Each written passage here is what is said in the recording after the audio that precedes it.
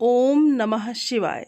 दोस्तों, आज हम जिस पावन तिथि की महिमा का वर्णन करने जा रहे हैं वो है सर्वपितृ अमावस्या। और ये दिन केवल एक अमावस्या नहीं बल्कि समस्त पितरों के प्रति श्रद्धा, कृतज्ञता और भक्ति का अद्वितीय अवसर है। पितृपक्ष के पूरे 16 दिनों में हम अपने पूर्वजों का स्मरण करते हैं, उन्हें तर्पण, जल और पिंडदान अर्पित करते हैं। परंतु जिनसे किसी कारणवश अपने पितरों की विशेष तिथि छूट जाती है, उनके लिए ये अमावस्या वरदान स्वरूप है। इसी दिन पितृगण अपनी संपूर्ण तृप्ति के लिए धरती पर अवतरित होते हैं और श्रद्धापूर्वक अर्पित किए गए जल, तिल, अन्न और श्राद्ध से संतुष्ट होकर अपने वंशजों को आशीर्वाद देकर लौटते हैं। ये तिथि केवल एक कर्मकांड नहीं बल्कि भक्ति का सेतु है जो हमें अपने पितरों से जोड़ता है। शास्त्रों में कहा गया है कि पितृदेवो भव, अर्थात पितृ भी देवताओं के समान पूजनीय हैं, क्योंकि उन्हीं के कारण हमें ये देह, ये जीवन और ये वंश परंपरा प्राप्त हुई है। दोस्तों, जब हम श्रद्धा और भक्ति से अपने पितरों का आवाहन करते हैं तब वो अदृश्य लोक से आकर हमारे आसपास उपस्थित हो जाते हैं। जल के प्रत्येक कण में, अन्न के प्रत्येक दाने में और मंत्रों के प्रत्येक अक्षर में उनकी आत्मा तृप्त होती है। और इस दिन किया गया श्राद्ध केवल पितरों को संतुष्ट नहीं करता बल्कि हमारे कुल को समृद्धि, शांति और संतति की स्थिरता भी प्रदान करता है। इसीलिए सर्वपितृ अमावस्या को पितरों का महापर्व कहा गया है। और ये तिथि केवल वंशजों का कर्तव्य ही नहीं बल्कि भक्ति और कृतज्ञता का उत्सव है, जिसमें हम अपने पूर्वजों को प्रणाम करके उनके आशीर्वाद से अपने जीवन को दिव्यता और प्रकाश से भर लेते हैं। दोस्तों, आइए अब सुनते हैं पितृपक्ष की पौराणिक कथा। वाल्मीकि रामायण के मुताबिक वनवास के दौरान भगवान श्री राम, लक्ष्मण और माता सीता पितृपक्ष में श्राद्ध करने के लिए बिहार के गया धाम पहुँचे और वहाँ ब्राह्मण ने भगवान श्री राम और लक्ष्मण को श्राद्ध कर्म के लिए आवश्यक सामग्री जुटाने के लिए कहा। और इस पर भगवान श्री राम व लक्ष्मण नगर की ओर सामान लेने के लिए निकल पड़े। ब्राह्मण देव ने माता सीता से आग्रह किया कि पिंडदान का समय निकलता जा रहा है, और ये सुनकर माता सीता की व्यग्रता भी बढ़ती जा रही थी, क्योंकि श्री राम और लक्ष्मण अभी लौटे नहीं थे। और इसी दौरान दशरथ जी की आत्मा ने उन्हें आभास कराया कि पिंडदान का वक्त बीता जा रहा है। और ये जानकर माता सीता असमंजस में पड़ गई। तब माता सीता ने समय के महत्व को समझते हुए ये निर्णय लिया कि वो स्वयं अपने ससुर राजा दशरथ का पिंडदान करेंगी। उन्होंने फाल्गु नदी के साथ साथ वट वृक्ष, कौवा, तुलसी, ब्राह्मण व गाय को साक्षी मानकर स्वर्गीय राजा दशरथ का पिंडदान विधि विधान के साथ किया। और इस क्रिया के उपरांत जैसे ही उन्होंने हाथ जोड़कर प्रार्थना की तो राजा दशरथ ने माता सीता का पिंडदान स्वीकार कर लिया। और माता सीता इस बात से प्रफुल्लित हुई कि उनकी पूजा दशरथ जी ने स्वीकार कर ली है। और इसके बाद उनके मन में संशय भी हुआ कि प्रभु श्री राम इस बात को नहीं मानेंगे, क्योंकि पिंडदान पुत्र के बिना नहीं हो सकता है।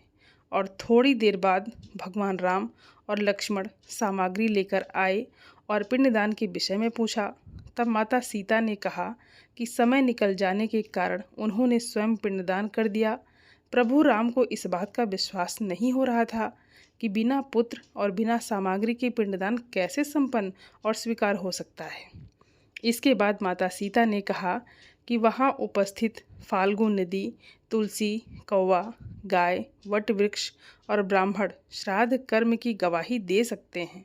भगवान राम ने जब इन सब से पिंडदान किए जाने की बात सच है या नहीं पूछा, तब फाल्गु नदी, गाय, कौवा, तुलसी और ब्राह्मण पांचों ने प्रभु राम का क्रोध देखकर झूठ बोल दिया कि माता सीता ने कोई पिंडदान नहीं किया है। वट वृक्ष ने सत्य कहा है कि माता सीता ने सबको साक्षी मानकर विधि पूर्वक राजा दशरथ का पिंडदान किया है। पांचों साक्षी के झूठ बोलने पर माता सीता ने क्रोधित होकर उन्हें आजीवन श्राप दे दिया। फाल्गु नदी को श्राप दिया कि वो सिर्फ नाम की नदी रहेगी, उसमें पानी नहीं रहेगा।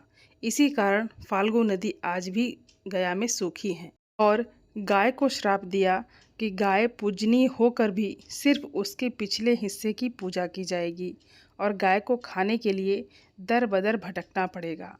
आज भी हिंदू धर्म में गाय के सिर्फ पिछले हिस्से की पूजा की जाती है। माता सीता ने ब्राह्मण को कभी भी संतुष्ट ना होने और कितना भी मिले उसकी दरिद्रता हमेशा बनी रहेगी इसका श्राप दिया और इसी कारण ब्राह्मण कभी दान दक्षिणा के बाद भी संतुष्ट नहीं होते हैं। माता सीता ने तुलसी को श्राप दिया कि वो कभी भी गया की मिट्टी में नहीं उगेंगी और ये आज तक सत्य है कि गया की मिट्टी में तुलसी नहीं फलती। और कौवा को हमेशा लड़ झगड़ कर खाने का श्राप दिया था। कौवा आज भी खाना अकेले नहीं खाता है। माता सीता ने जहाँ इन पांचों को श्राप दिया वहीं सच बोलने पर वट वृक्ष को आशीर्वाद दिया कि उसे लंबी आयु प्राप्त होगी और वो दूसरों को छाया प्रदान करेगा और पतिव्रता स्त्री उनका स्मरण करके अपने पति के दीर्घायु की कामना करेगी। तो प्रेम से बोलिए पितृदेवता की जय। दोस्तों आइए अब सुनते हैं पितृपक्ष से जुड़ी दूसरी पौराणिक कथा के अनुसार जोगी तथा भोगे दो भाई थे। दोनों अलग अलग रहते थे। जोगी धनी था और भोगे निर्धन। दोनों में परस्पर बड़ा प्रेम था। जोगे की पत्नी को धन का अभिमान था किंतु भोगे की पत्नी बड़ी सरल हृदय थी।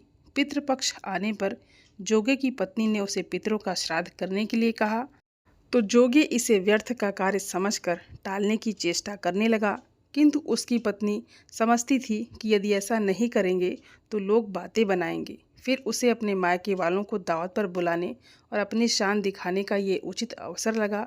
अतः वो बोली, आप शायद मेरी परेशानी की वजह से ऐसा कह रहे हैं किंतु इसमें मुझे कोई परेशानी नहीं होगी। मैं भोगे की पत्नी को बुला लूँगी, दोनों मिलकर सारा काम कर लेंगी। फिर उसने जोगे को अपने पीहर न्योता देने के लिए भेज दिया और दूसरे दिन उसके बुलाने पर भोगे की पत्नी सुबह सवेरे आकर काम में जुट गई। उसने रसोई तैयार की, अनेक पकवान बनाए, फिर सभी काम निपटाकर अपने घर आ गई। आखिर उसे भी तो पितरों का श्राद्ध तर्पण करना था और इस अवसर पर जोगे की पत्नी ने उसे रोका तो वो रुकी नहीं। शीघ्र ही दोपहर हो गई। पितृ भूमि पर उतरे। जोगे भोगे के पितृ पहले जोगे के यहाँ गए तो क्या देखते हैं कि उसके ससुराल वाले वहाँ भोजन पर जुटे हुए हैं। निराश होकर वो भोगे के यहाँ गए। वहाँ क्या था, मात्र पितरों के नाम पर अगियारी दी गई थी। पितरों ने उसकी राख चाटी और भूखे ही नदी के तट पर जा पहुँचे। थोड़ी देर में सारे पितृ इकट्ठे हो गए और अपने अपने यहाँ के श्राद्धों की बड़ाई करने लगे। जोगे भोगे के पितरों ने भी अपनी आप बीती सुनाई। फिर वो सोचने लगे, अगर भोगे समर्थ होता तो शायद उन्हें भूखा ना रहना पड़ता, मगर भोगे के घर में तो 2 जून की रोटी भी खाने को नहीं थी। और यही सब सोचकर उन्हें भोगे पर दया आ गई। अचानक वो नाच नाच कर गाने लगे, भोगे के घर धन हो जाए, भोगे के घर धन हो जाए। साँझ होने को हुई। भोगे के बच्चों को कुछ भी खाने को नहीं मिला था। उन्होंने माँ से कहा, माँ भूख लगी है। तब उन्हें टालने की गरज से भोगे की पत्नी ने कहा, जाओ आंगन में हौदी रखी है, उसे जाकर खोल लो और जो कुछ मिले बांट कर खा लेना।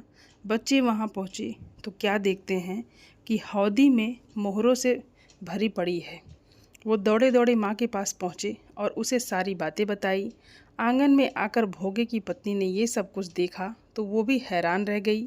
इस प्रकार भोगे भी धनी हो गया, मगर धन पाकर वो घमंडी नहीं हुआ। दूसरे साल का पितृपक्ष आया। श्राद्ध के दिन भोगे की स्त्री ने 56 प्रकार के व्यंजन बनाए।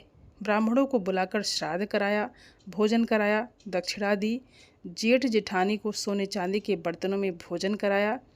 इससे पितृ बड़े प्रसन्न तथा तृप्त हुए। इसलिए पितृपक्ष के दौरान अपने पितरों के निमित्त श्राद्ध, तर्पण और ब्राह्मण भोजन इत्यादि अवश्य ही कराना चाहिए। इससे पितृ प्रसन्न होते हैं और आशीर्वाद देते हैं, जिससे जीवन सुखमय होता है। तो प्रेम से बोलिए पितृदेवता की जय।